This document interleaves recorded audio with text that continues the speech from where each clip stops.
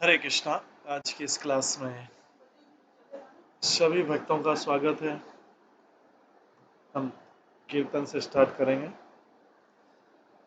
जय राधा माधव कुंज बिहारी,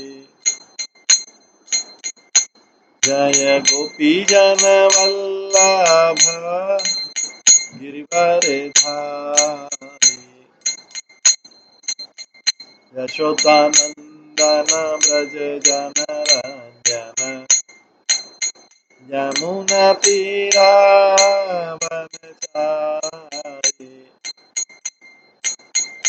जय राधा माधव कुंज बिहारी। हरे कृष्णा कृष्णा कृष्णा हरे हरे,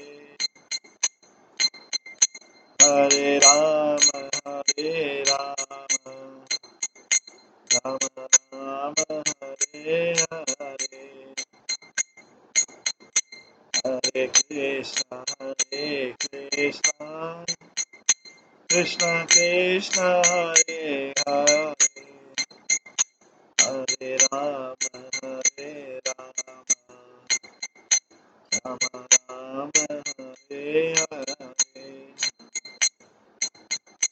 हरे कृष्णा कृष्णा कृष्णा हरे हरे, हरे राम राम राम हरे हरे,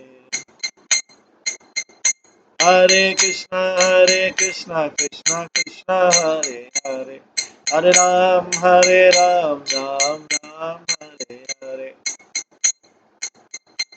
हरे कृष्णा कृष्णा कृष्णा हरे हरे, हरे राम राम राम हरे हरे, जय राधा गोविंद राधे, जय राधा माधव राधे, जय गौरानिताय जय गौरानिताय जय गौरानिताय, जय जय प्रभुपाद जय जय प्रभुपाद, निताय गौर हरि बोल हरि बोल हरि बोल, निताय गौर हरि बोल। श्री राधा गोविंद देवी की जय, श्री जगन्नाथ बलदेव सुभद्रा महारानी की जय, श्री गौर निताय की जय, श्री प्रभुपाद की जय।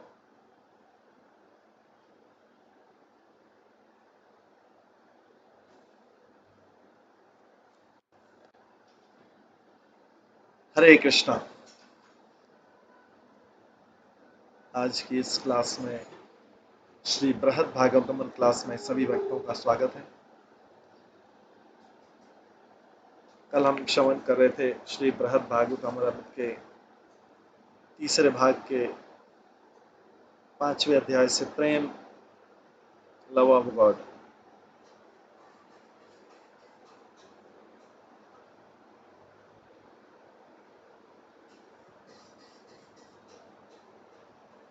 कल हम श्रवण कर रहे थे किस प्रकार से भगवान जो है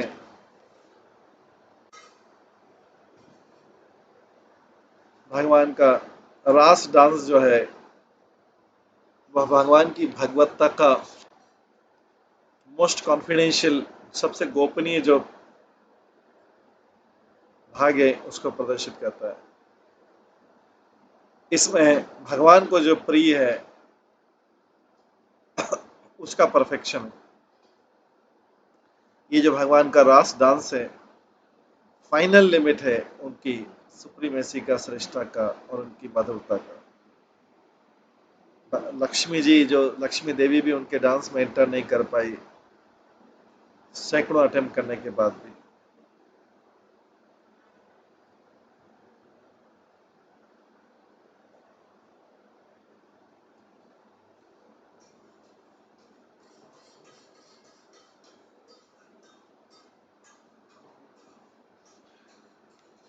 आज हम और उसके बाद बताते हैं कि मैं नारद मुनि गोप कुमार से कहते हैं कि मैं भगवान की एक्सपर्टाइज जो है, भगवान की जो कुशलता है, उनके मन को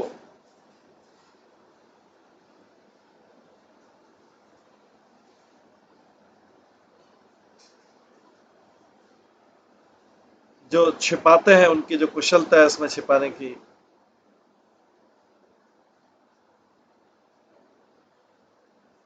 उसकी प्रशंसा करता हूँ। गोपियों से जो अपने मन को छिपाने की,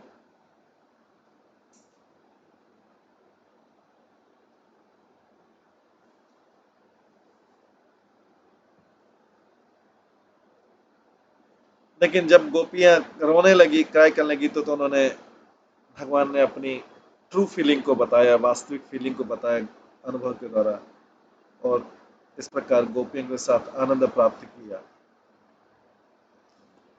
इसके पश्चात भगवान के जो अंतर्ध्यान की लीला होती, वो आगे हम श्रवण करेंगे आज 153 श्लोक में, 153 श्लोक में, श्री बृहद भागवतमृत के 153 श्लोक।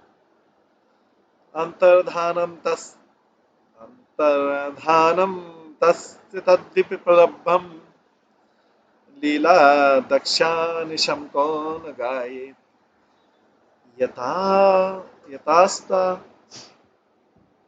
यथास्तदुग्धे यथास्ततद्रग्धेर्गाम्भीर्य भजो अनेशितात्मतामुक्तिमिहां दशांश।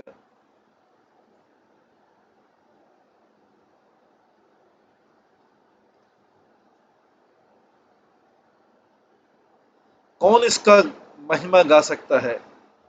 कौन इसकी महिमा गाने से रोक सकता है? किसकी? भगवान रास नृत्य से जो अंतर्ध्यान हुए थे, कौन उस महिमा को गाने से रोक सकता है? भगवान जब अंतर्ध्यान हुए थे, तभी तो गोपियों ने गोपी गीत गाया था।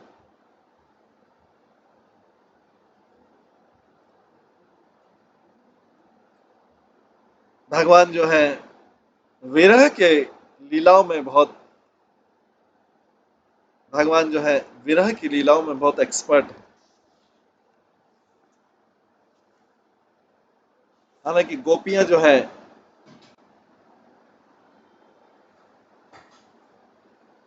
गोपियां बहुत शांत भाव से, गोपियां बहुत शांत भाव से और सोबर धैर्य भाव से संपन्न थी। लेकिन जो विरह था, वो सेपरेशन जो था, विरह था, गोपियां स्वाभाविक बहुत सोबर थी, स्वभाव से बहुत सोबर थी और बहुत शांत थी।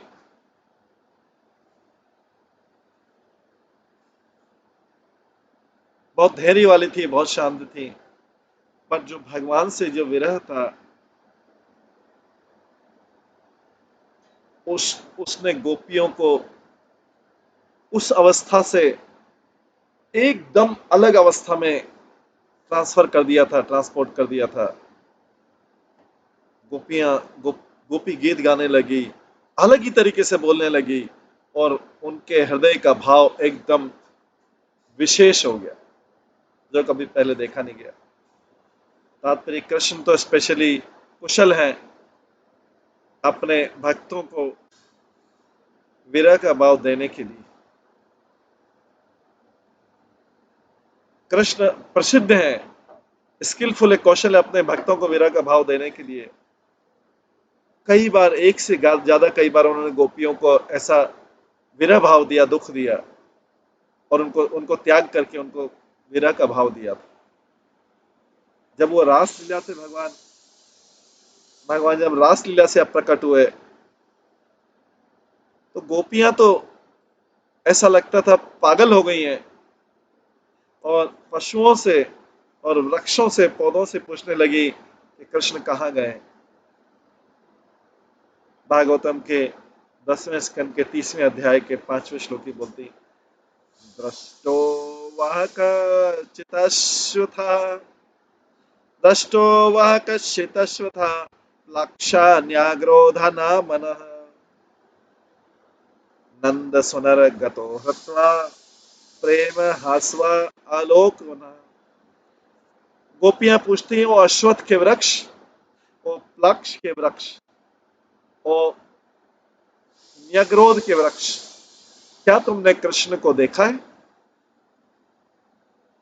जो नंद महाराज का पुत्र था वो चला गया, दूर चला गया है। नंद महाराज का पुत्र दूर चला गया है, हमारा मन चुरा के दूर चला गया है, अपनी प्रेम पूर्वक स्माइल मुस्कुराहट को लेके और अपनी दृष्टि को लेके चला गया। इस प्रकार बोलते हुए जो इंटीमेट गोपीज हैं, जो भगवान की अंतरंग गोपियां हैं, वो कृष्ण की लीलाएं करने लगी, उनकी लीलाओं की नकल करने लगी, और वो अब महाभाव की उच्चतम सीमा तक पहुंच गई, उस आनंद तक पहुंच गई जो केवल राधा रानी जानती है, और उनके राधा रानी के जो अंतरंग पार्षद है केवल वही जानते हैं, उस लीला तक पहुंच गई।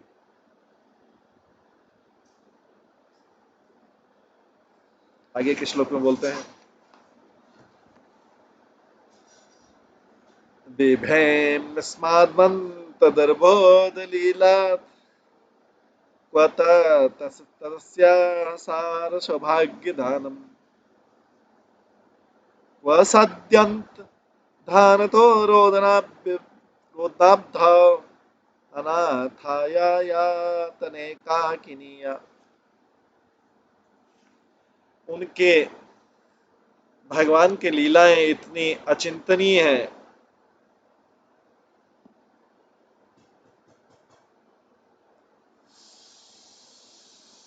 कि मेरे को उससे भय लगता है, भगवान की लीलाओं से। नारद मुनि बोलते हैं कि भगवान की जो लीलाएं हैं इतनी अचिंतनीय कि मुझे डर लगता है उससे। मैं किस प्रकार से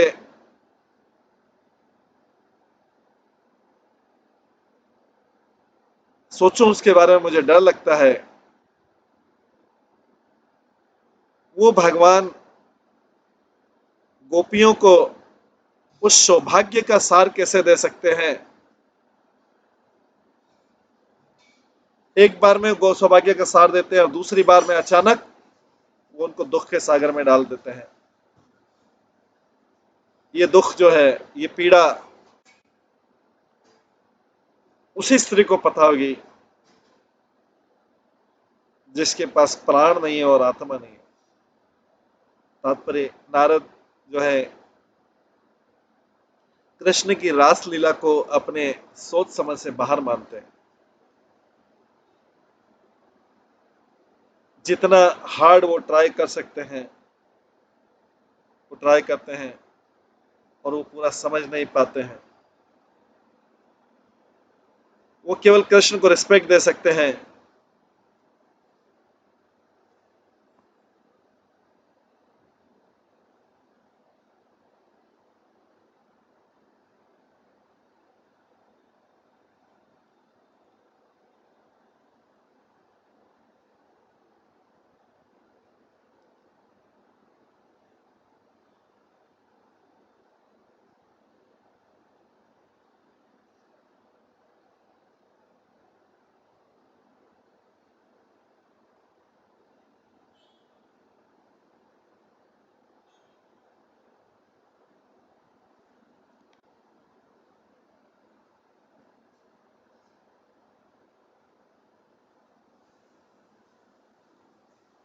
तो नारद मुनि बोल रहे हैं कि वो रासलीला समझ नहीं सकते, जितना भी ट्राई करें, जितना भी कोशिश करें, वो उनको पूरी तरह से रासलीला को समझ नहीं सकते हैं। वो केवल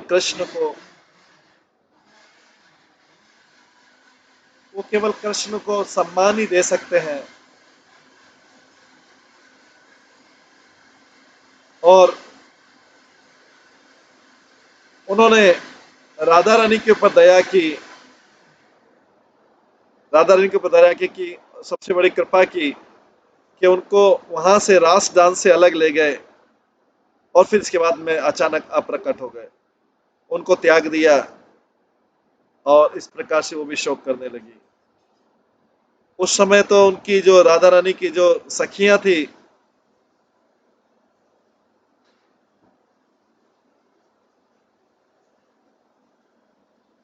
बहुत दूर थी, उनकी रोदन से उनकी राधा रानी की आवाज से बहुत दूर थी और उनको सहायता भी नहीं कर पाई क्योंकि उनको पता नहीं था कि उसको भी त्याग दिया।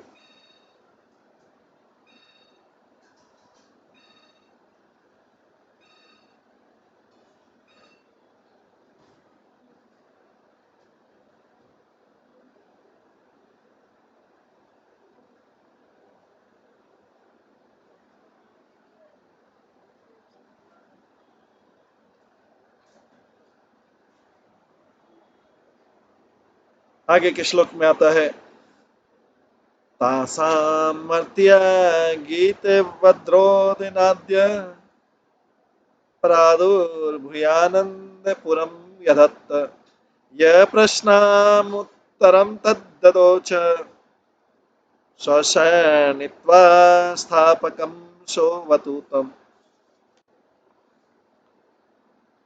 उनकी जो दुखपूर्ण कथाएं थी गोपियों की और गीत थे,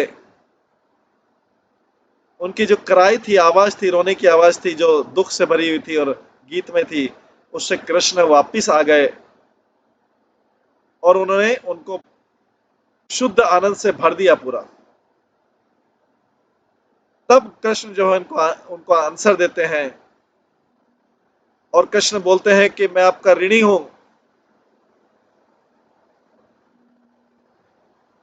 मैं आपका ऋणी हूं और भगवान आपकी रक्षा करे। गोपियों को उत्तर देते हैं जब उस ये भगवान फिर से आते हैं। तात्पर्य में भगवान जो जब उनकी रोदन की आवाज से, उनकी करुणा से, गोपियों की करुणा से द्रवित हो जाते हैं तो कृष्ण रासलीला में फिर से आ जाते हैं और गोपियों को अवर्णनीय आनंद में डुबा देते हैं। गोपियां फिर कृष्ण से पूछती हैं कि इस प्रकार का एटीट्यूड क्यों है आपका। गोपियों से पूछते हैं कि एक प्रकार, एक तरफ से तो आप बहुत आनंद दे रहे हैं, दूसरी तरफ से दुख दे रहे हैं, इसका ये आपका ऐसा एटीट्यूड क्यों है। भजतो अनुभजन्ति एका एतद् विप्रयम नो भयम स च भजन्ति एतन् नो ब्रूहि साधु भो। तो गोपियां बोलती हैं कि कुछ लोग स्नेह को आदान प्रदान करते हैं, उनके प्रति करते हैं जो उनके प्रति स्नेही रहते हैं। कुछ लोग उन लोगों के प्रति भी स्नेह प्रदर्शित नहीं करते हैं, कुछ लोग उनके प्रति भी स्नेह प्रदर्शित करते हैं जो उनके प्रति उदासीन या शत्रु रहते हैं, लेकिन कुछ लोग होते हैं किसी की तरफ स्नेह प्रदर्शित नहीं करते हैं। कृष्ण हमको प्रॉपरली बताइए कि आप इनमें से कौन है, हमें ये बताइए। इसके उत्तर में कृष्ण बोलते हैं गोपियों से, ना पार्ये हम निर्वाद्य संयुजम स्वसाधु कृत्यम विबुधास्यापि वह या महाभजन दुजारगे शृंखलन संवर्षित तद्व प्रतियत साधुना। मैं आपके मैं आपकी कलंक रहित सेवा के लिए आपका ऋण चुका नहीं सकता। ब्रह्मा जी के जीवन में भी आपका मेरे से कनेक्शन जो है वो किसी बंधन के बिना है। आपने मेरी सेवा की, पूजा की, सारे घरेलू संबंध त्याग करके वो जो सामान्यता तोड़ना मुश्किल रहता है। इसलिए आपके जो ये महिमापूर्ण कार्य है, यही आपके लिए मेरा गिफ्ट है, यही मेरा आपके लिए मेरा उपहार है।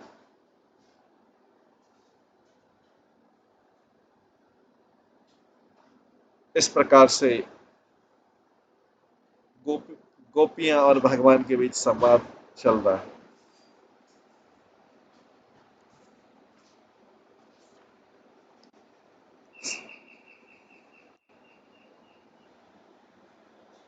तो अभी हम 156 श्लोक से शुरू करेंगे।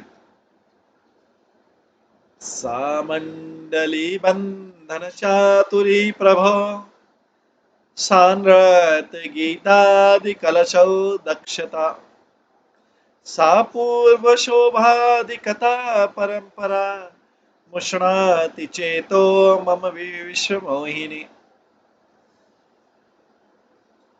भगवान की जो क्लेवरनेस है, एक्सपर्टली, बड़ी चतुराई से गोपियों को अरेंज करने की सर्कल में, उनकी जो कौशलता है डांसिंग में और गीत गाने में,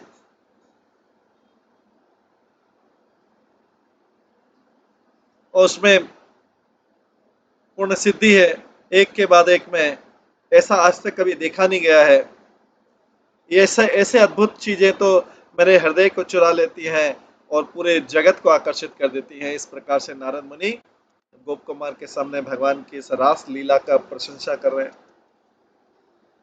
तात्पर्य में कहा गया है, शब्द जो आदि शब्द है,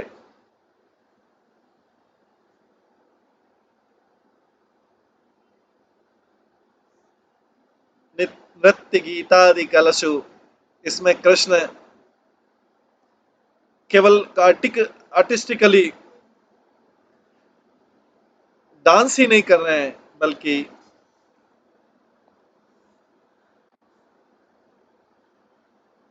गोपियों के साथ गीत भी गा रहे हैं, पर साथ में वंडरफुल अद्भुत रूप से वाटर स्पोर्ट्स, जल क्रीड़ा भी कर रहे हैं यमुना में। ये लीलाएं जो है बड़े बड़े संत जैसे नारद मुनि जैसे को भी आश्चर्यचकित कर देती है और सारे जगत को आश्चर्य में डाल देती है। कृष्णाघ्रि पद्म मकरंद निपान लुब्ध जानाति तदसली जानाति तदरस लीला परमं महत्त्वत् ब्रह्मेव गोकुल भुवाम अयम उद्धवोऽपि गोपी गणस्य यदिमो लसत्त समतत्। वो व्यक्ति जो ग्रीडी हो, लोभी हो, कृष्ण के चरण कमलों का अमृत पीने में, जानता है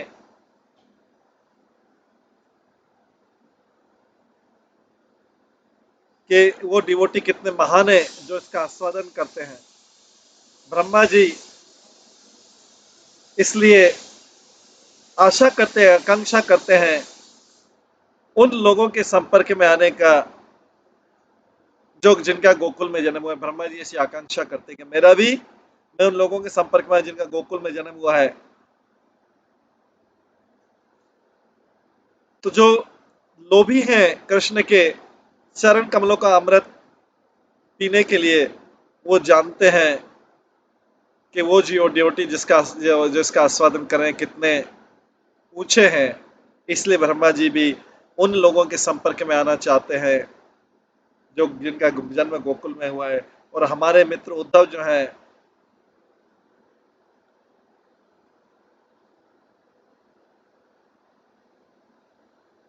उनके उद्धव के जो गोपियों की महानता को समझ गए हैं, जानते हैं। तात्पर्य में श्री मथुरा गोकुल का महिमा गाते हुए नारद ने ऑलरेडी इस चीज को पॉइंट आउट किया, ब्रजवासियों की महिमा को। अब लेकिन वो उनकी महानता को ज्यादा डिटेल में जानना चाह रहे हैं। पहले वो सारे संशय दूर कर देते हैं ब्रजवासियों के उच्चतम लेवल के बारे में, और जो महान अथॉरिटी है जैसे ब्रह्मा जी और उनके दूसरे लोग जो उनके विचारों में, उद्धव के विचारों में, जो ब्रज के वासी हैं वो बहुत भाग्यशाली हैं। ब्रह्मा अपनी इस प्रार्थना में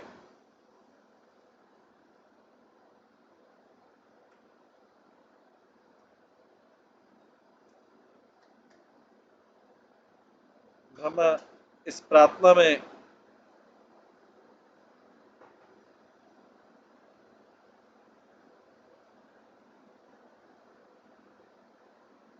वृंदावन में कि वो केवल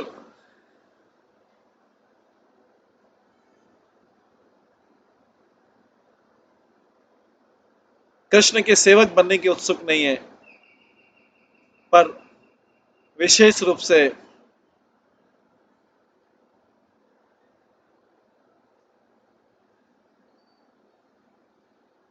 वो चाहते हैं ब्रजवासियों का भाग्य उनको मिले।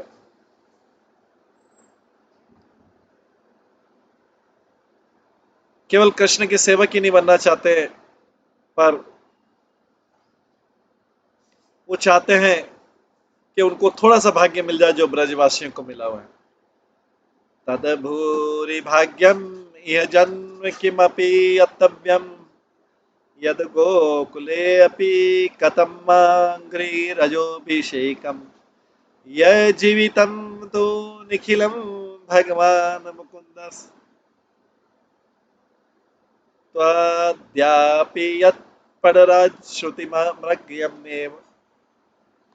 ब्रह्मा जी कहते हैं श्रीमद् भागवतम के 10वें स्कंद के 14वें अध्याय के 14 श्लोक में, मेरा सबसे बड़ा भाग्य वो होगा कि मैं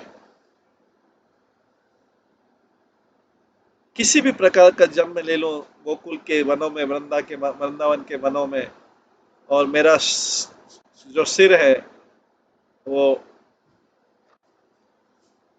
डस्ट जो गिर रहा है, धूल गिर रहा है यहाँ के निवासियों से, वो मेरे सिर में गिरे।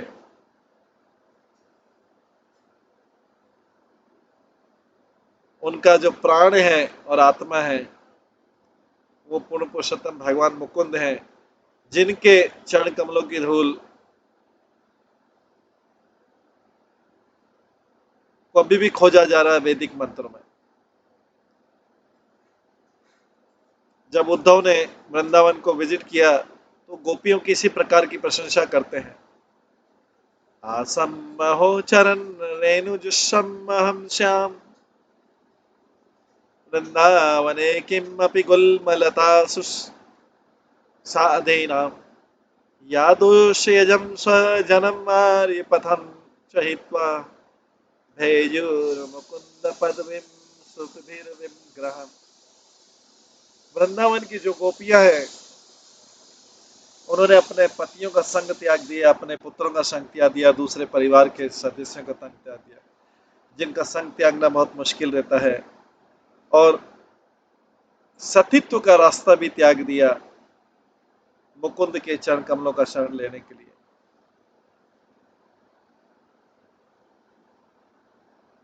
जो जिसकी खोज वैदिक ज्ञान से की जानी चाहिए। ओ गोपियां बोलती, उद्धव बोलते हैं, मुझे इतना भाग्य मिले कि मैं वहां पे कोई एक झाड़ी या लता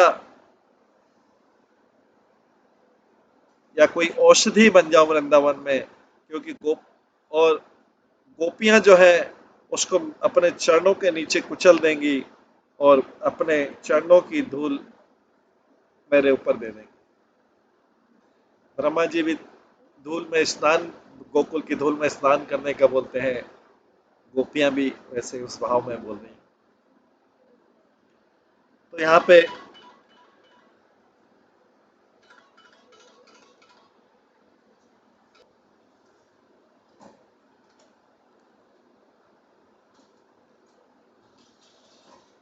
तो किसी को भी ये नहीं सोचना चाहिए कि ब्रह्मा जी की जो आकांक्षा है वृंदावन में कैसा भी बर्थ मिल जाए, वो उद्धव की विशेष डिजायर से, जिसमें वो मांग रहे हैं,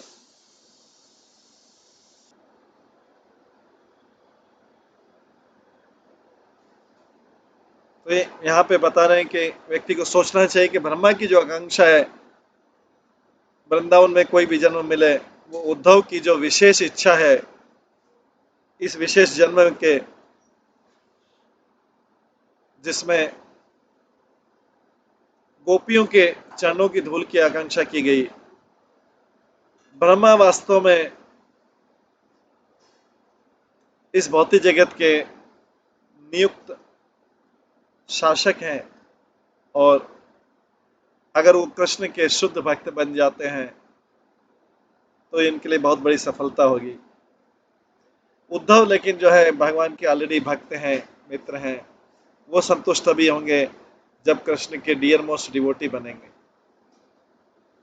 इसलिए सामान्य ये है कि लोग वही चाहते हैं जो उनके पास नहीं है। तो इसलिए प्रेयर, ब्रह्मा जी की प्रेयर और उद्धव की प्रेयर अपने अपने ढंग से पूरी, क्योंकि ब्रह्मा जी भौतिक जगत के शासक है, उद्धव जैसे स्थिति पे नहीं, इसलिए बोले कि कैसा भी जन्म मिल जाए।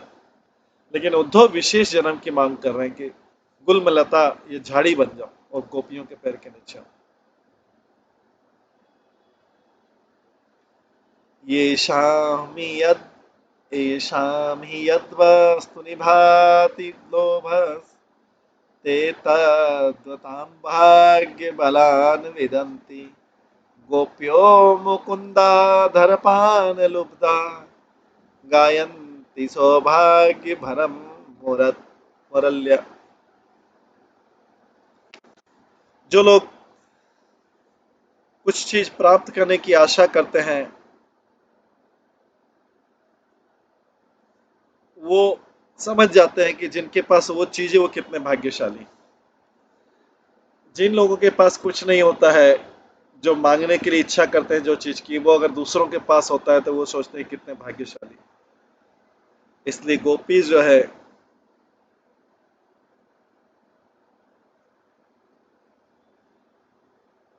मुकुंद की बांसुरी का ध्वनि का, उसके भाग्य की प्रशंसा करती है, क्योंकि वो लोग भगवान कृष्ण के होठों का अमृत पीने के लिए बहुत लोभी हैं। तात्पर्य यहाँ पर नारद मुनि बताते हैं कि गोपी जो हैं कृष्ण की बांसुरी की प्रशंसा करती हैं।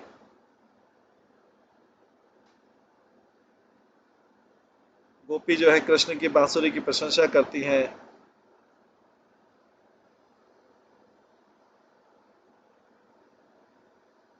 क्योंकि बांसुरी जो है वो कृष्ण के होठों का अमृत पीने का उसके पास अधिकार है, जबकि गोपियों के पास अधिकार नहीं है।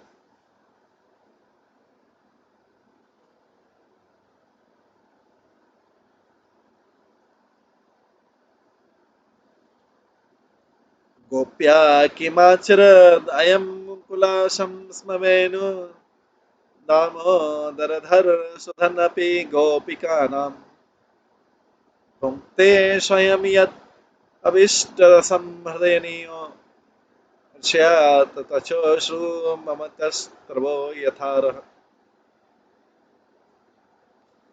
प्रिय गोपियों आपस में एक दूसरे से बात करती, प्रिय सखियों, ये इस बांसुरी ने कौन से शुभ कार्य किए होंगे जो कृष्ण के होठों का अमृत पी रही स्वतंत्र रूप से, और कुछ थोड़ा सा उसका रस हमारे लिए छोड़ रही। ये वास्तव में तो अमृत हमारे लिए होना चाहिए था। ये जो बांसुरी के पूर्वज हैं, जो बम्बू ट्रीज हैं, बांस के वृक्ष हैं, ये आनंद के आंसू बहाते हैं। उन बांसुरी की माता जो है नदी, जिनके किनारे पे ये बांस जो ने जन्म लिया था बम्बूस ने, वो आनंद का अनुभव करते हैं। और इस प्रकार से इस नदी के शरीर पर ये जो कमल खिल रहे हैं, ब्लूमिंग खिल रहे हैं,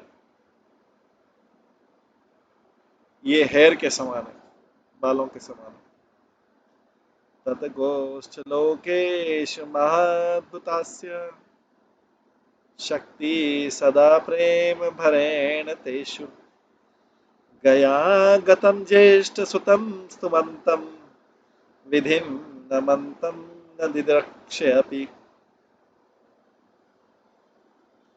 कृष्ण जो है हमेशा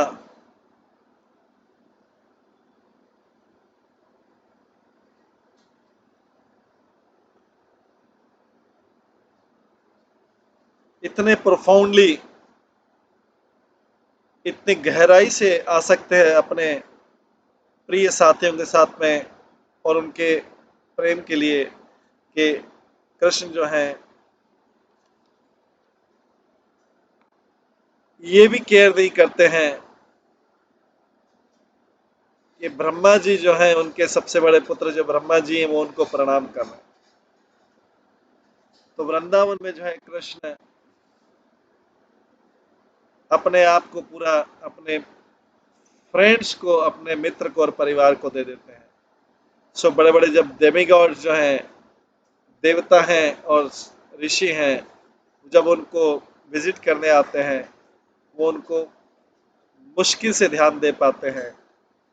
जब ब्रह्मा जी हार गए अपने इस प्रयास में गाय बछड़ों को चुराने में और नम्रता से उन्होंने कृष्ण के पास गए क्षमा मांगने, तो कृष्ण इंटरेस्टेड नहीं थे उनकी तरफ देखने में, उनकी प्रार्थना को एक्नॉलेज करने में, स्वीकार करने में या उनसे बातचीत करने में।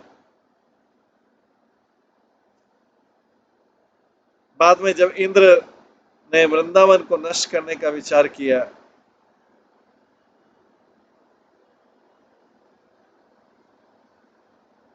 और जब वो सुरभि गाय के साथ में आए क्षमा मांगने कृष्ण ने, तब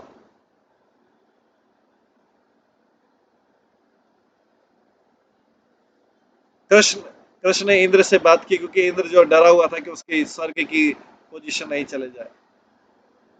और दूसरा रीजन था कृष्ण को, कृष्ण का इंद्र की तरफ ध्यान देने का कि कृष्ण इस चीज से प्रसन्न थे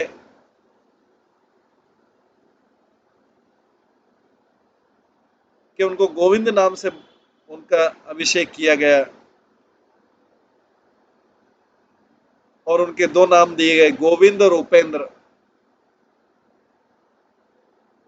कृष्ण आगे फिर प्रसन्न हुए थे सुरभि गांव से जो सारी गायों की पूर्वज है, इंद्र के साथ आई थी, क्योंकि महान डिवोटी सुरभि ने रिक्वेस्ट किया था, निवेदन किया था कृष्ण को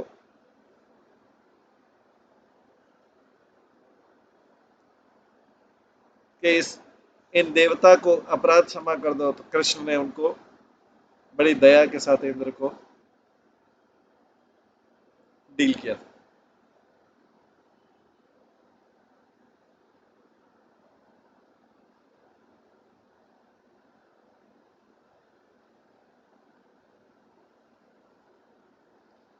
तत्पाद पद्मे का गतिम क्षमार्दशन संभाषितुं नोऽस्ते अपि स कानन क्षणम् तैर्मोहितोऽसौ किल गोष्ठनागरो वह्निर्विचित्रशोधी मंत्रविद्धिमः।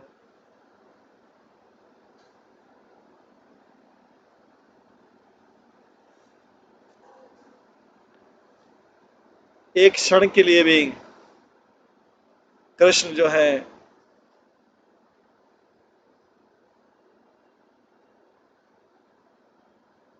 उन लोगों से बातचीत करने में रुचि रखते हैं। मेरे जैसे मेरे जैसे व्यक्ति से कृष्ण एक क्षण भी बात करने में रुचि नहीं रखते हैं, जिनका जीवन का लक्ष्य केवल उनके चरण कमल है। वास्तव में ये जो रोमांटिक नायक है, रोमांटिक हीरो है, प्रेम वाला हीरो है, जो गाय गाय बाल बाल का प्रेम, ये ये तो उन वनवासियों से आकर्षित हो जाता है जो सारे प्रकार के औषधियों और मंत्रों को जानते हैं। तो यहाँ पे तात्पर्य बता रहे कि कृष्ण जो है उन देवताओं की केयर नहीं करेगा जिनकी ऑफिशियल स्टेटस जैसे ब्रह्मा जी। बट नारद मुनि के बारे में क्या कहना है? नारद मुनि तो सिंपल डिवोटी है, उनकी तो कोई भौतिक स्थिति नहीं है। तो नारद के लिए तो कृष्ण के अलावा कोई आश्रय नहीं है।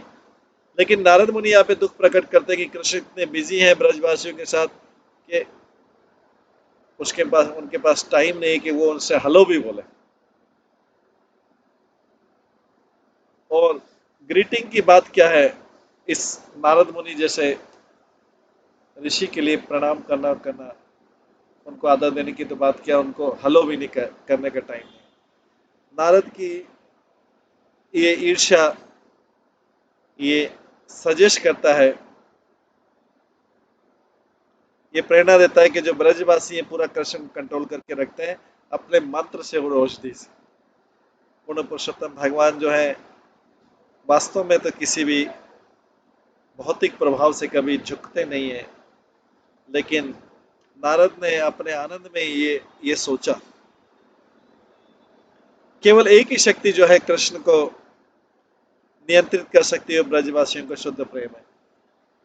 दूसरा कारण है, दूसरा संकेत है नारद की ईर्ष्या का कि वो कृष्ण को गोष्ठ नागर बोलते हैं।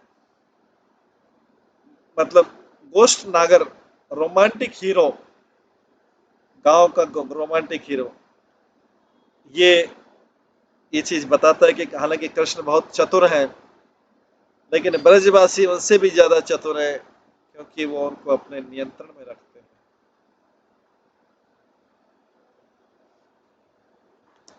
तेषां तदासक्तिरपि क्व वाच्य ये नंद गोपस्य कुमार मेनम प्रेम्णा विदन्तो बहुसेवमाना सदा महतेव नयन्ति कालम।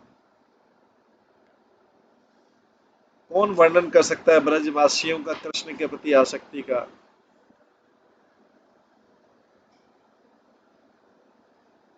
अपने शुद्ध प्रेम में वे कृष्ण को तो केवल नंद महाराज का युवा पुत्र मानते हैं।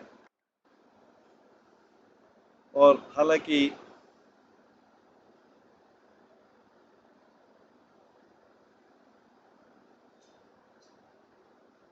उस प्रेम से वो पूरी तरह, कृष्ण के प्रेम से पूरी तरह कृपा प्राप्त हैं ब्रजवासी, लेकिन वो फिर भी सारा समय दुख में व्यतीत करते हैं, विरह में व्यतीत करते हैं। तो तात्पर्य में पिछले श्लोक में हमने देखा है कृष्ण का जो ब्रजवासियों के प्रति जो स्नेह है, अब उनका हम उनके बारे में अटैचमेंट को सुनते हैं। ब्रज के वासी जो हैं बड़े सबसे बड़े वैष्णव हैं क्योंकि वो केवल शुद्ध प्रेम से ही प्रेरित होते हैं, जिसमें आदर नहीं रहता। ऐसा इंटेंस तीव्र प्रेम जो है, विशेष लक्षण,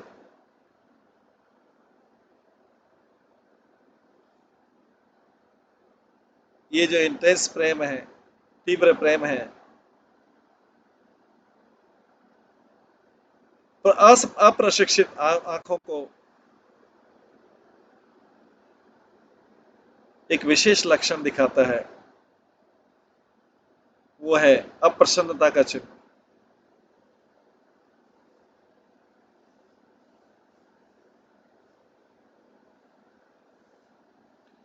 क्योंकि कृष्ण को खोने का डर रहता है, कृष्ण से थोड़ा सा भी बिछुड़ जाए तो अप्रसन्न हो जाते हैं। इसके बाद आगे अगले श्लोक में बताते हैं, कालातीत ज्ञान संपति भाजाम अस्माकं ये पूज्य पादा समन्तात् वैकुंठस्यानु उत्तमानंदपुर भाजामेशं यादवानां विद्या। ब्रज के निवासी जो हैं वो समय को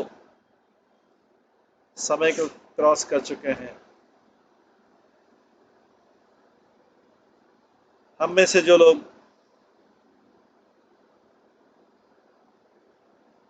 बुद्धिमता के कृपा प्राप्त कर चुके हैं, बुद्धिमत्ता का ऐश्वर्य प्राप्त कर चुके हैं,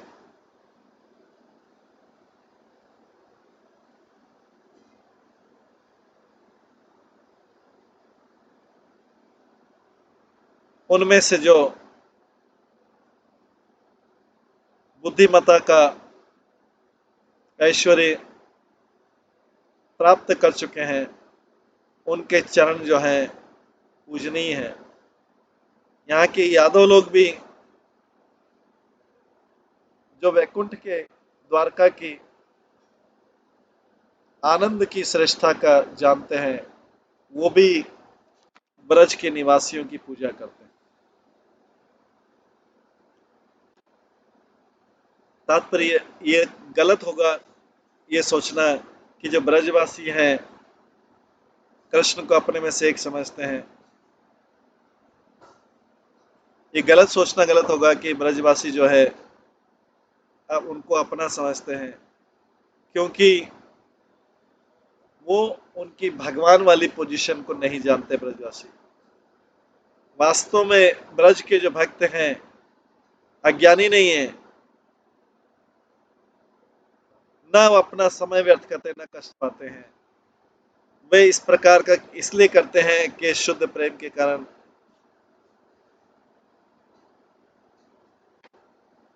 इसके कारण क्या होता है कि जो वैष्णव द्वारका के बड़े वैष्णव हैं उद्धव को मिला के, वो उनको इसलिए उनका आदर करते हैं ब्रजवासी।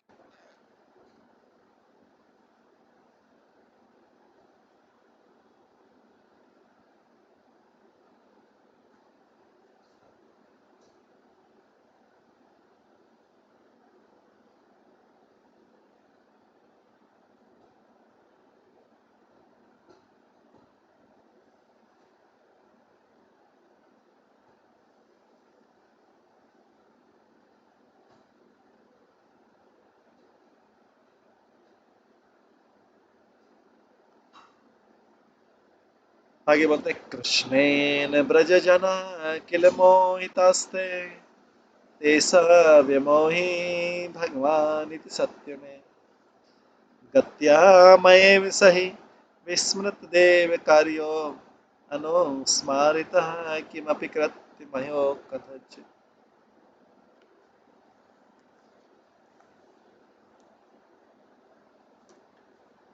तो कृष्ण जो ब्रज के लोग हैं वो कृष्ण से भ्रमित नहीं होते।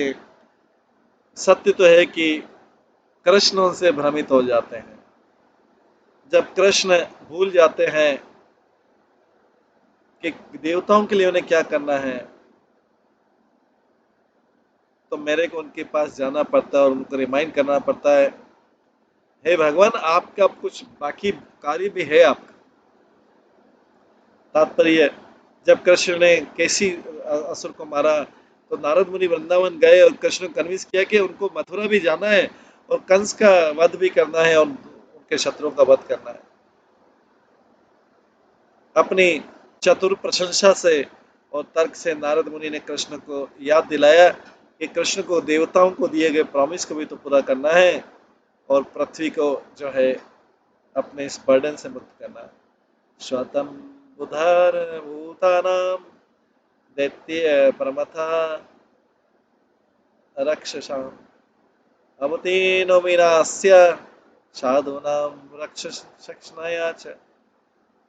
आप जो सृष्टि को बनाने वाले हैं, ये भगवान के लिए प्रार्थना है। आप जो सृष्टि के बनाने वाले इस पृथ्वी पे दैत्यों को, प्रमथ को, राक्षसों को खत्म करने के लिए उत्पन्न हुए, जो राजा बने हुए और भक्तों की रक्षा करने के लिए भी। चाणूरम मुष्टिकम चैव मल्लान अन्यांश्च हस्तिनम कंसं च निहातं रक्षे परश्वो हनीते विभो। केवल 2 दिन में भगवान, मैं चाणूर और मुष्टि की मृत्यु देखूंगा और दूसरे कुश्ती वालों की और कुवलियापुर हाथी की देखूंगा और कंस की देखूंगा, सब आपके हाथों से मृत्यु देखूंगा। नारद मुनि बोल रहे हैं। कथम कथमपि प्राज्ञेन कुरुणेन निर्मलादिव व्रजान मधुपुरी नीतो यदुनाम हितमिच्छ इच्छता।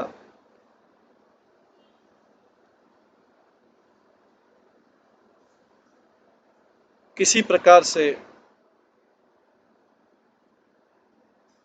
जो बुद्धिमान अक्रूर है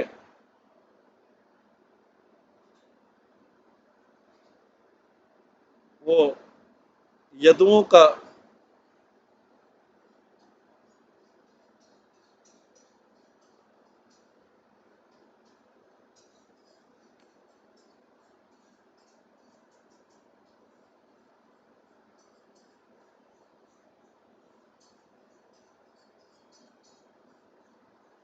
किसी प्रकार से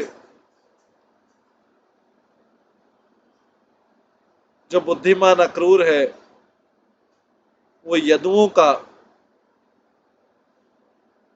कल्याण करना चाहता है, इसलिए वो कृष्ण को ब्रज से मथुरा में ले गया बाय फोर्स।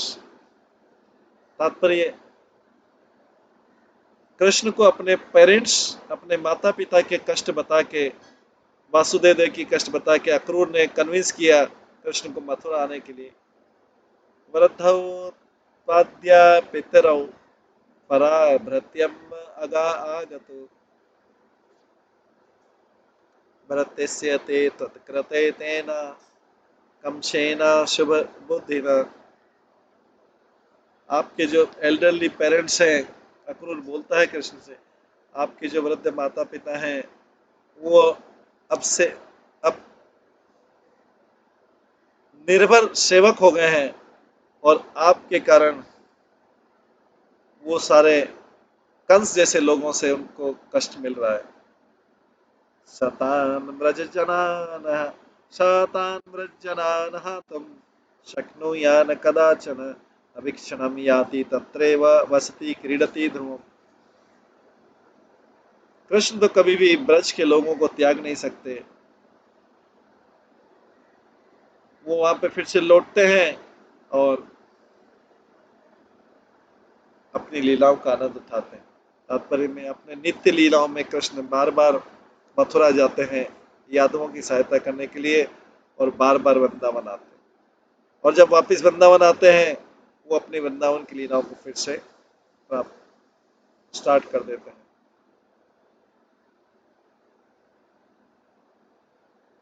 तो नारद गोप कुमार को बोलते हैं इसमें कोई संशय नहीं, इन शब्दों पे ध्यान देने के लिए कोई संशय नहीं होना चाहिए। परम परम कौतिक विरह जात भावो मितो ब्रज से विविध हितम निज मनोरम वीक्षितम निकुंज निकुंज कुहरे यथा भवति नाम सो स्वंत हितस तथा विविध लीला पैसरति छलात् करंसी। लेकिन कृष्ण ये जानने के ज्यादा उत्सुक हैं कि किस प्रकार से ब्रज के जो भक्त हैं विरह में किस प्रकार का आनंद आता है उनको। वास्तव में ये विरह में जो आनंद प्राप्त करते हैं इससे कृष्ण प्रसन्न होते हैं, इसलिए कई बार वो गुफाओं में, जंगल के घने जंगल की गुफाओं में छुप जाते हैं किसी न किसी बहाने, और कई बार वो ब्रज से दूर चले जाते हैं अपनी अलग अलग लीलाओं के लिए। तो तात्पर्य में कभी कृष्ण, अगर कृष्ण कभी ब्रजवासी को नहीं त्यागते हैं तो ब्रजवासी उनके विरह का कैसे अनुभव करते हैं। इसका उत्तर है कि हालांकि कृष्ण हमेशा उनके साथ में रहते हैं, वो कई बार उनसे छुप जाते हैं थोड़ी देर के लिए, कि उनका जो एक्सट्रीम आनंद है विरह में कैसा होता है, इससे उसका उनका आनंद, ब्रजवासी का आनंद और कृष्ण का आनंद दोनों बढ़ता है। मन्ये हमें मम परम प्रिय प्रियस्य तेभ्य प्रदेयस्य सुदुर्लभस्य द्रवस्य कस्यापि समर्पणात् वदान्यमूले व्यवहारेश। इस प्रकार का जो कार्य मैं सोचता हूँ बहुत उदार और बहुत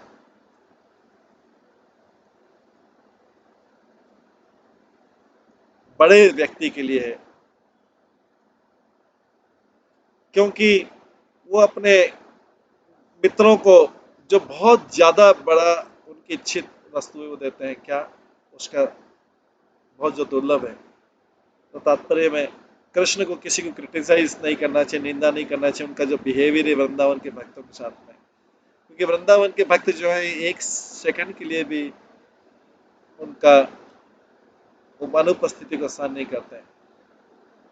तो यहाँ पे नारद मुनि का कृष्ण के अगेंस्ट कोई शिकायत नहीं है। हालांकि कुछ लोग की शिकायत हो सकती है। नारद मुनि समझते हैं कि कृष्ण जो छोड़ रहे हैं वृंदावन वासी को थोड़ी देर के लिए, वो अनुपस्थित रहते हैं, ये ब्रजवासियों को अपना मोस्ट रेयर ट्रेजर विप्रलंबा भाव देने के लिए। इस जगत में कोई भी ऐसा वर्दी गिफ्ट उनको नहीं दे सकता। इसलिए ब्रजवासी जो है बहुत विशेष है इसको प्राप्त करने के लिए। इसलिए श्रीमद् भागवतम में उद्धव कृष्ण उद्धव कृष्ण की गोपियों को कहते हैं, सर्वात्मा भाव अधिकृत भवाति नामदोक्षजे विराहने महाभागा महान में अनुग्रह कृत। गोपियों से कहते हैं, उद्धव तुमने पूरे अधिकार के साथ में ये विशेष अधिकार पाया भगवान से विशुद्ध प्रेम का।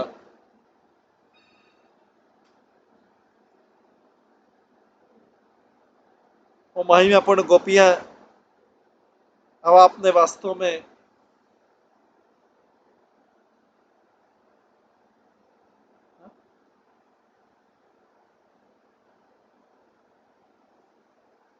आपने कृष्ण से विरह में जो प्रेम बताया,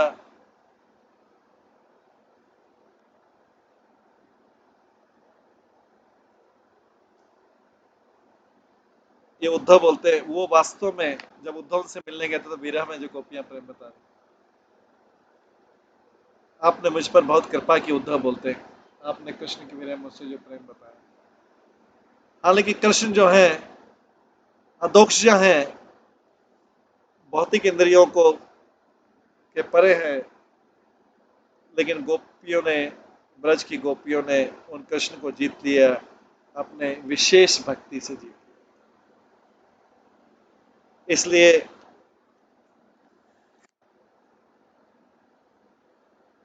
किसी भी तरीके से कृष्ण कभी भी उनको त्याग नहीं सकते हैं। उद्धव ने जान लिया है कि गोपी जो है बहुत फॉर्चुनेट है, बहुत भाग्यशाली, बहुत उदार है।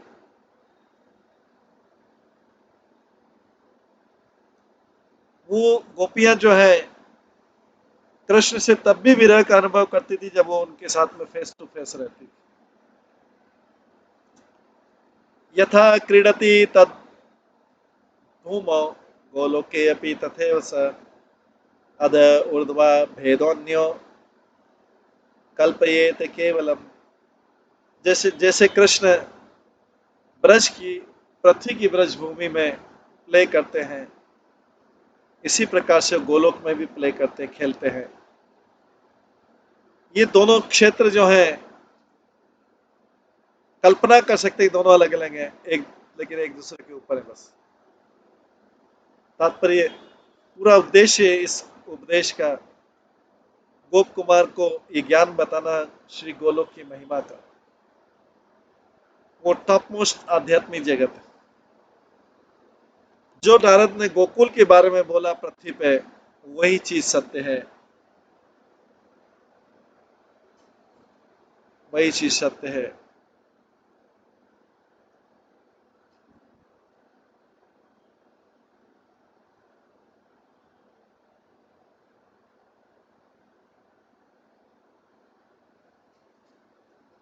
गोलोक के बारे में, दोनों के बारे में अंतर थोड़ा ही है।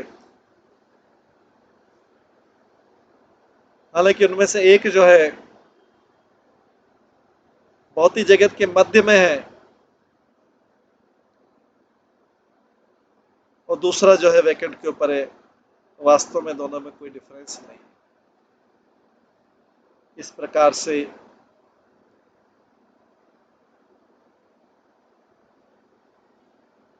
नारद मुनि गोप कुमार को गोकुल की महिमा बता रहे हैं और साथ में गोलोक की भी महिमा बता रहे हैं, दोनों की तुलना कर।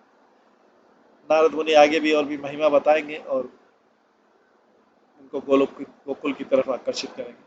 अभी समय हो गया तो इसको हम यहीं पे विराम देते हैं और उसके बाद की जो लीला है वो हम कल की क्लास में श्रवण करेंगे। सभी भक्तों का बहुत बहुत धन्यवाद। सब भक्तों के लिए एक बार हरे कृष्ण महामंत्र का जप करते हैं। हरे कृष्णा कृष्णा कृष्णा हरे हरे, हरे राम राम राम हरे। श्री श्रीमद् बृहद भागवतम की जय। श्रील प्रभुपाद की जय। श्री सनातन गोस्वामी की जय। सभी भक्तगणों की जय। हरे कृष्ण। हरे कृष्णा कृष्णा कृष्णा हरे हरे, हरे राम राम राम।